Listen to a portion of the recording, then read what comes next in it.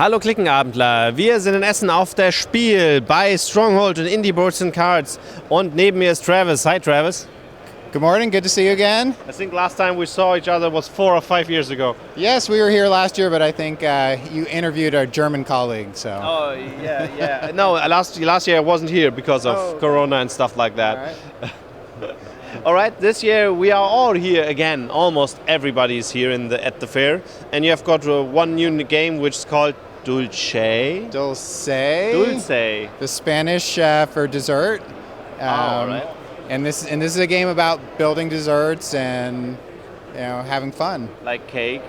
Like cake. A lot of chocolate is involved here, so we'll be planning our farms, harvesting the crops, using all the products to build the tasty desserts to serve in our cafes. It's for 1 to 4 players, and it's a family game, I guess.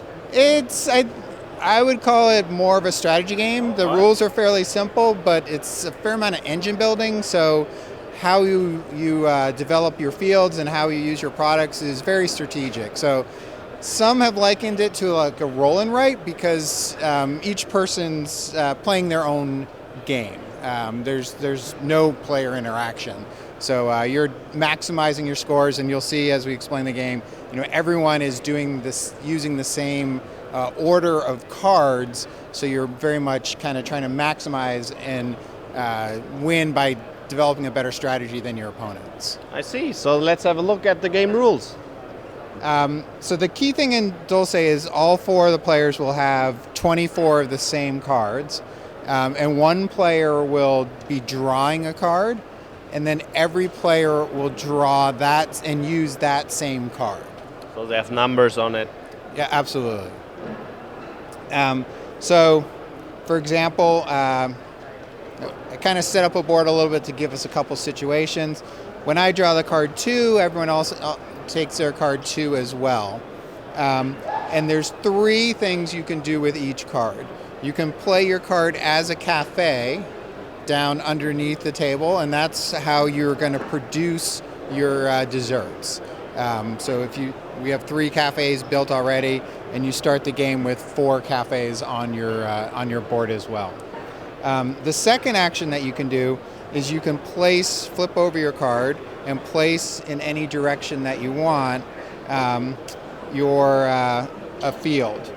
When you place a field, you'll get the appropriate resources. So here I have peanuts, and this one is cocoa, that's vanilla beans, and this is coffee beans. So when I place that, I will build that. There's a couple possibilities. If I can place over an existing card. If I place over a card that has resources on it, I take those resources off and I move my hen forward on the track, and hens will produce eggs during the harvest festival. So that's, I could place over here. If I place over something, if I place a vanilla over a vanilla bean, that one then produces 2 versus 1. So there's some synergy in where you build, and then sometimes you just have to take a loss and cover over a field that you haven't harvested yet. So we talked about building a cafe, we talked about planting a field. The third action you can do is discard the card and harvest. And when you harvest, you take from any row or any column, you take all the resources from that row or column, and then you place them on your cafes. And the interesting thing, and then your cafes will produce. Now the interesting part about this game and what makes it, really you have to think through the strategy deeply, is that each of the resources has 3 levels that it can be used in production. And you'll notice that here the cafe that produces peanut butter bars, this cocoa bean is actually, let's use the official terms here. This is the pure bean. And once you've used the pure bean, it produces a ground bean. And then once you use that ground bean, it will produce cocoa butter. So the resource. So let's say example here, I will take these and I take my cocoa bean and place it here, and I'm going to place that there. So that's the Harvest Festival, and then I'll move to scoring. Well, I really, really need this peanut resource, but I don't have one. But luckily, because I have chickens, I can move my chicken back 3 spaces and use an egg. And an egg is a wild resource. It does not produce any byproducts. So here I would score 1 because I produced a peanut butter bar. This goes back because eggs never produce A side product. a side product. And then this will go here, and I could use another egg and produce cookies. And then when I produce a cookie, I would also now be able to use that cocoa, or the ground beans as cocoa butter and produce my chocolate custards. So ideally what you're doing is you're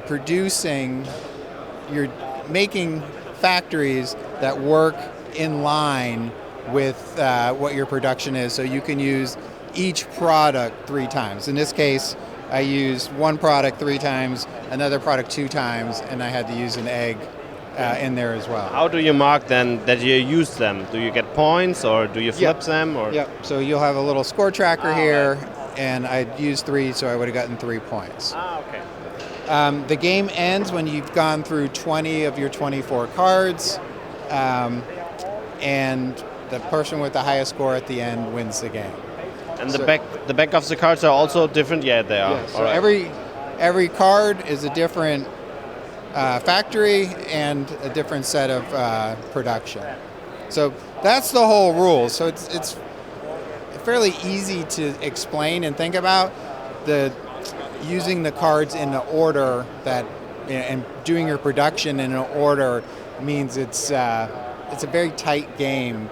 And very strategic in thinking out how you're going to do this. And because everyone is presented with exactly the same options during the game, it's a very competitive game in that respect as well. And there's the same order with the yellow ones or the white ones, so they also can reproduce when you score them.